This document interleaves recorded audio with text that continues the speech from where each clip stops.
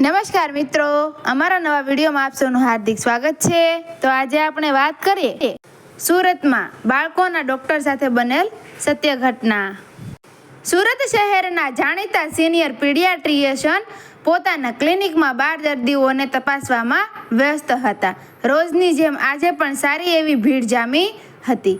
સ્થાનિક દર્દીઓને તો ખાસ તકલીફ ના પડે, પણ બહાર ગામથી આવતા દર્દીઓને આટલા બધા ટાઈમ સુધી વેઇટિંગ રૂમમાં બેસવું અઘરું પડી જાય।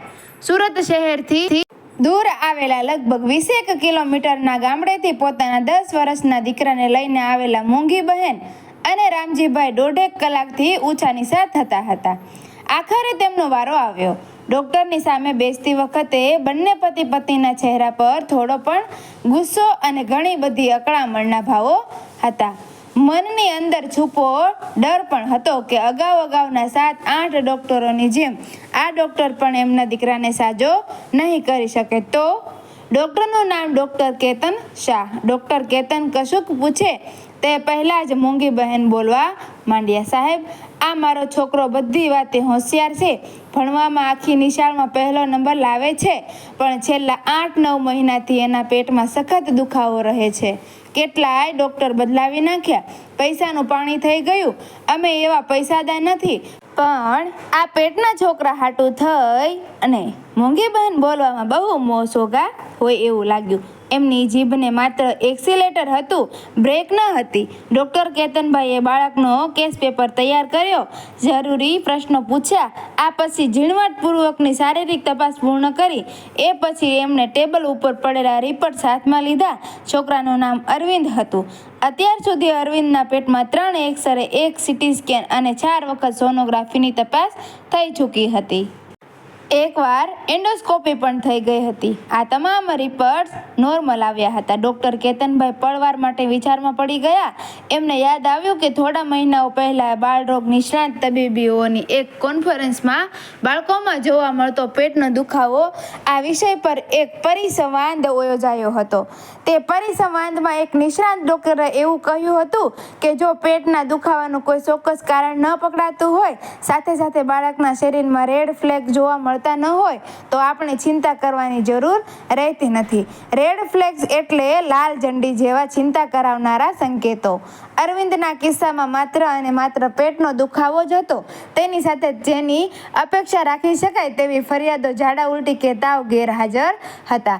આનો અર્થ એવો થયો કે અરવિંદની બીમારી કોઈ શારીરિક કારણોથી ઉત્પન્ન થયેલી ન હતી, એની પાછળ જરૂર કોઈ માનસિક કારણ જવાબદાર હોવું જોઈએ। હવે પ્રશ્ન એ હતો કે આ વાત અરવિંદના ગરીબ મા બાપના ગળે ઉતારવી કેવી રીતે? શહેરના મમ્મી પપ્પાઓને પણ આ વાત સમજાવવી અઘરી પડે। ડૉક્ટર કેતનને રામજીભાઈને કહ્યું, તમારા અરવિંદને પેટની કોઈ જ બીમારી નથી, તેના દુખાવાનું કારણ માનસિક છે। ત્યાં તો મોંઘી બહેનનો અવાજ ઊંચો થઈ ગયો, ત્યાં શું મારો દીકરો ઢોંગ કરે છે? અરે ના, એવું મેં ક્યાં કહ્યું? અરવિંદને પેટનો દુખાવો થાય છે એ વાત સાચી, પણ એ દુખાવો થવાનું મૂળ એના પેટમાં નથી। જો હોત તો એ બધું આ રિપોર્ટ્સમાં પકડાઈ ગયું હોત। ડૉક્ટર કેતનભાઈએ તાર્કિક દલીલ કરી। રામજીભાઈ અને મોંઘી બહેનની બોડી લેંગ્વેજ કહી આપતી હતી કે ડૉક્ટરની વાત એમને હજમ થઈ ન હતી। આ ડૉક્ટરનો ફેરો પણ માથે પડ્યો હોય એવું એમની આંખો સ્પષ્ટ કહી આપતી હતી। ડૉક્ટર કેતનભાઈએ એ બંને પતિ પત્નીની શંકાને ધ્યાનમાં લીધા વગર 10 વર્ષના અરવિંદ સાથે વાતચીત કરવાનું શરૂ કર્યું। કોઈ વડીલ પોતાના બાળકને પૂછે એવા પ્રેમથી એમણે અરવિંદને અસંખ્ય સવાલો પૂછ્યા। ઘરના, શેરીના, મિત્રોના, નજીકના સગા સંબંધીઓના, એમ કરતાં કરતાં તેઓ સ્કૂલ અંગેના પ્રશ્નો તરફ વળી ગયા। અરવિંદ સાથેના સવાલ જવાબમાં એટલું જાણવા મળ્યું કે બીજા બધા શિક્ષકો ખૂબ સારા હતા, પણ ગણિત વિષયના શિક્ષક ખૂબ ક્રોધી સ્વભાવના હતા। વિદ્યાર્થીઓને ખૂબ જ મારતા હતા। ડૉક્ટર કેતનભાઈએ પૂછપરછનો ડાયરો સાંકડો કર્યો, શું ગણિતના શિક્ષકે તને ક્યારેય માર્યો છે ખરો? અરવિંદે જવાબ આપ્યો, મને તો એક જ વખત માર્યો હતો, પણ મારી આજુબાજુ બેઠેલા વિદ્યાર્થીઓને જ્યારે સાહેબ મારતા હોય છે ત્યારે હું ખૂબ જ ડરી જાઉં છું। આટલું બોલતામાં તો અરવિંદની આંખોમાં ભય અંજાઈ ગયો। ડૉક્ટર કેતનભાઈએ અરવિંદના મમ્મી પપ્પાને કહ્યું, તમારા દીકરાની બીમારીનું કારણ પકડાઈ ગયું છે। એને કોઈ જ દવાની જરૂર નથી. મારું માનો તો એને શાળામાં 10 દિવસ ના મોકલશો.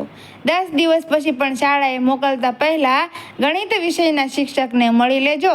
તેમને મારું નામ આપીને કહેજો કે અરવિંદ તમારા કારણે જ બીમાર પડી ગયો છે. હવે પછી ક્યારેય કોઈ પણ વિદ્યાર્થીઓને મારશો નહીં. અરવિંદ અને બીજા વિદ્યાર્થીઓ સાથે પ્રેમપૂર્વકનું વર્તન કરે એવી વિનંતી કરજો. અરવિંદને લઈ અને એના માતા પિતા જવા માટે ઊભા થયા. એમણે ફી વિશે પૂછ્યું, પણ ડૉક્ટર કેતનભાઈએ ના પાડી દીધી.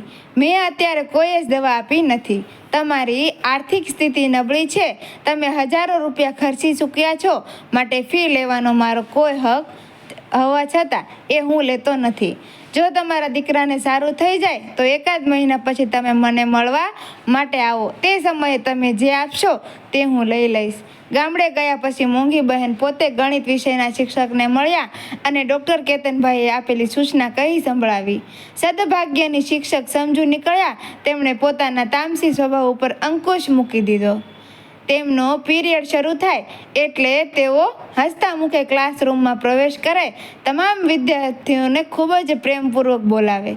તેમાં પણ અરવિંદનો હાથ પકડીને તેને હેતપૂર્વક પહેલી પાટલી ઉપર બેસાડે અને ભણાવતા ભણાવતા અરવિંદની પ્રશંસા કરતા રહે. ત્રીજા જ દિવસે ચમત્કાર સર્જાયો. અરવિંદના પેટનો દુખાવો ગાયબ થઈ ગયો.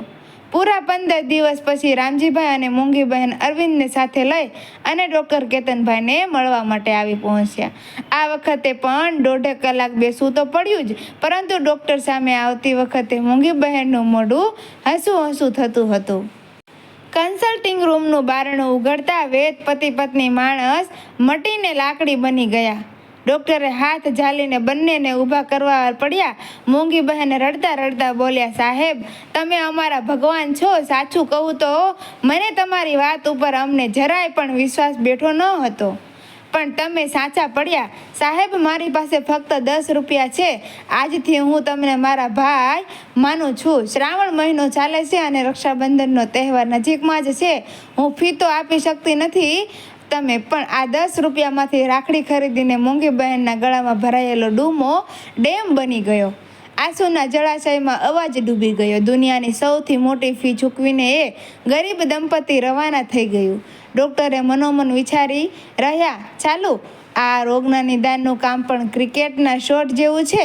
દરેક બોલને રાહુલ દ્રવિડની જેમ કોપી બૂટ ટાઈપથી રમી શકાતો નથી. ક્યારેક ઇનોવેટિવ બનીને સહેવાય કે યુવરાજની જેમ ફટકાબાજી પણ કરવી પડે. ડૉક્ટર કેતનભાઈએ રાખડી ખરીદવાને બદલે મૂંગી બહેનને આપેલી એ 10 રૂપિયાની મહામૂંઘી નોટને એમની અંગત ડાયરીના પાનાઓમાં મૂકી રાખી છે.